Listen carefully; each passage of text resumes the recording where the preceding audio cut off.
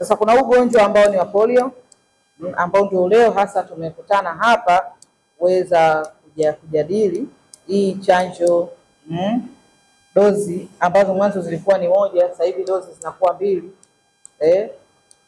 Mwasilishaji atatuambia polio ni nini, lakini polio ni maradhi ambayo yanasababishwa na virusi ambao vya polio, na virusi hivi vinatokana na masuala mazima ya uchafu. Yaani polio asilimia kubwa ni uchafu.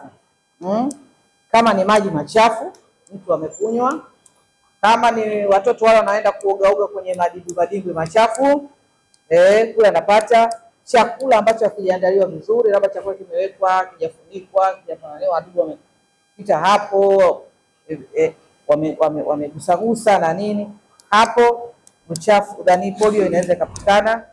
Lakini vile vile polio inaweza ikapatikana kwa kuacha vinyesi vile, umejisaidia umeviacha.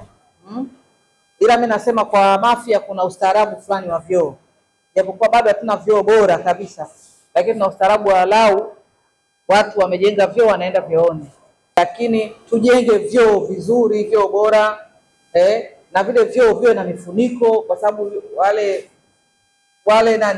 nzi wanatoka vyooni, wengine wanakwenda kwenye vyakula na sehemu nyingine. Kwa tufunike mazingira yetu ya vyoo, lakini tufanye usafi na vyoo, tuwe na maji vyooni. Mtoto asiende kujisaidia akatoka bila kunawa, ile pale pia inaweza ikasababisha magonjwa. Lakini kingine, usafi wa miili yetu, pia tuweke vizuri.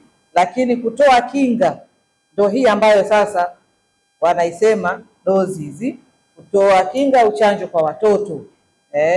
Hii pia inasaidia watoto kutopooza na kutokupata huo ugonjwa. Sasa tuna changamoto ya imani potofu kwenye jamii yetu. Watu wa chanjo au wahudumu wa afya wanapopita kwenye maeneo yetu kutoa chanjo, wengine tunaficha watoto. Wengine tunasema kwamba hii chanjo itarudisha nyuma watoto, chanjo hii wengine wanasema inapunguza nguvu za kiume. Sio kweli.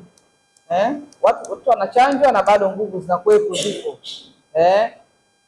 Kwa sababu kitazama chanjo zimekuja muda mrefu. Zamani sisi tumepigwa ndui hapa. Kuna siku na ndui. Sisi tupo. Na tumezaa. Nani ambaye ana ndui hapo hajazaa? Tumezaa. Lakini hiyo nayo ilikuwa ni chanjo kwa wakati ule. Kwa hiyo niwaombe sana tuwapeleke watoto wetu na tuhamasishane kwenye shule. Ndio maana afisa elimu huko hapa, viongozi wa dini mpo hapa, kwa umini wenu, hasa siku zile za ibada ya watu wengi, siku za Ijumaa na Jumapili, hii nayo tuhamasishe. Lakini waheshimiwa madiwani mpo hapa, waheshimiwa madiwani nao watumie hii nafasi katika mikutano yao kutoa elimu. Lakini kuna changamoto ya wazazi wenyewe kuona uvivu kuwapeleka watoto kwenda kupata chanjo. Hiyo pia ni changamoto, tuendelee kutoa elimu kwa wazazi. Lakini pia kuna changamoto pia ya wanaume, na leo wanaume mpo wengi hapa. Wanaume kupeleka kuwasindikiza wenza wenu kliniki kwenda kupata chanjo kule. Yaani tushawekea swala la afya ya mtoto, tushajiwekea kama ni swala la mwanamke. Kabisa anaumwa mamake, mamake hajampeleka hospitali. Nishamwambia mamake atampeleka. Kwa nini wewe baba usisibebe mtoto yule ukasema naenda naye hospitali? Wangu twende, ukabeba mtoto ukaenda naye. Kwa hiyo ni vizuri pia katika vikao vyetu, mikutano yetu, majadiliano yetu, pia swala kuhamasisha wanaume kuwapeleka kuwasindikiza wenza wao au wake zao kliniki, na hasa pia katika maeneo yote ya chanjo.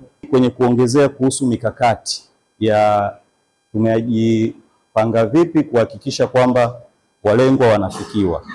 Kwanza inabidi turejee kwamba hii chanjo imeongezwa na itakuwa kwenye zile chanjo za kawaida ambazo tunasema routine immunization. Kwa hiyo zinaongezwa tu kwenye ule utaratibu.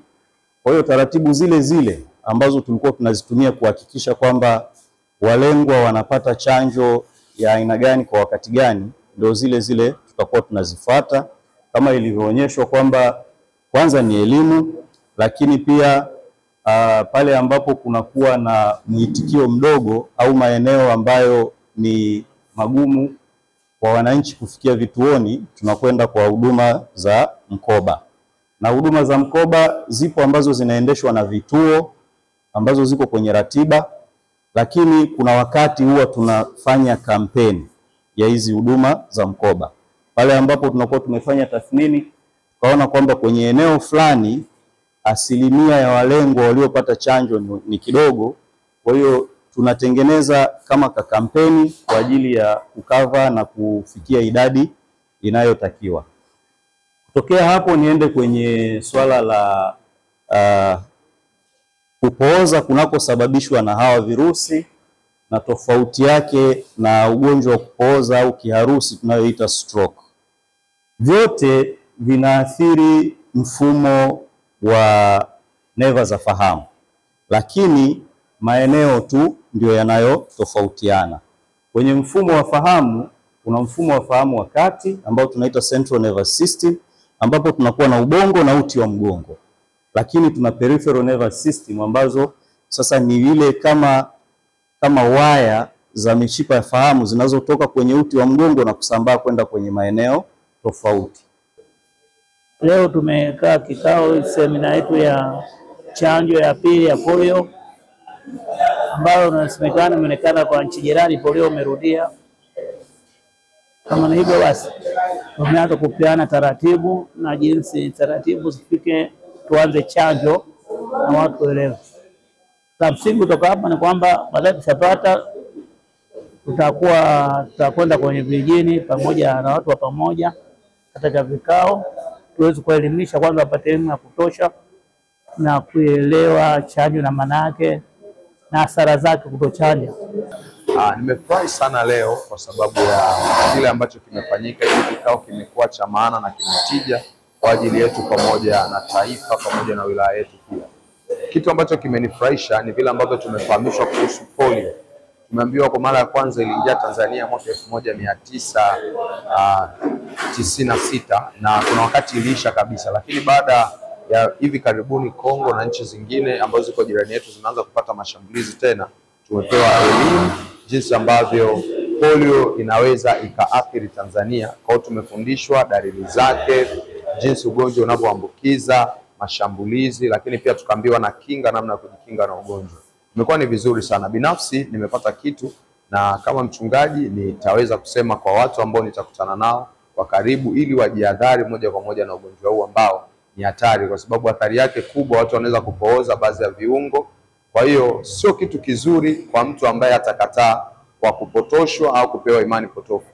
Kwa hakika ninaamini kila mtu ambaye nitamwambia nitamuelekeza vizuri, na semina hii imekuwa na tija kwangu. Imenisaidia mimi na familia yangu, itanisaidia mimi na kanisa langu, itanisaidia mimi na wilaya yangu pamoja na taifa langu.